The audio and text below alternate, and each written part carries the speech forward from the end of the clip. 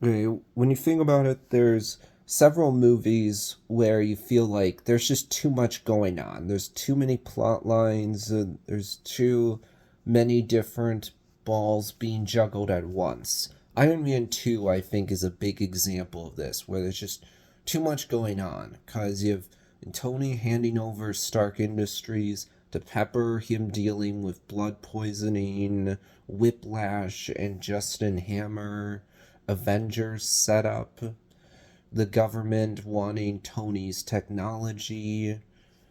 There's those are some of the main things. There's so much going on here, and there's not one solid, clear thing that we're focusing on. Just like it's like a whole bunch of different subplots, really.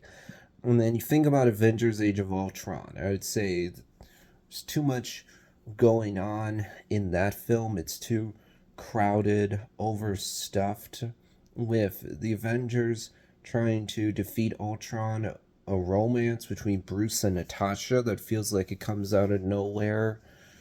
The Avengers finding Ulysses Claw, the twins, Vision, for taking a bath, which is obvious. An Infinity War and Ragnarok setup, and Dr. Helen Show, Hawkeye's family. There's so much going on that the movie becomes overstuffed.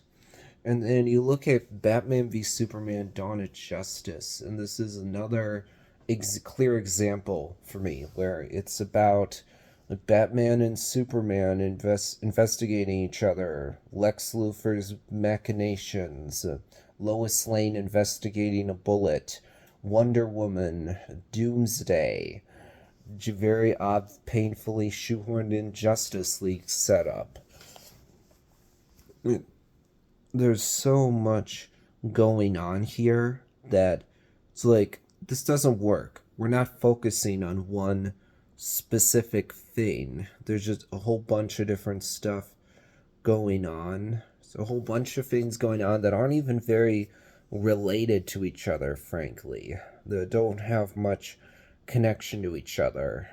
I mean, that's kind of the case. It's kind of the case with Iron Man 2 and Age of Ultron as well, but especially when I think of Batman v Superman: Dawn of Justice, it's like there's a whole bunch of different stuff going on that isn't really connected to each other much. You feel with that movie like you could rearrange the scenes and it wouldn't really make much of a difference, which is a bad sign. Like, you don't want to have a movie where it feels like you could rearrange it and it wouldn't really change anything. And so I think that these are some of the big examples that come to my mind. I think about what are movies that are overstuffed, too much going on.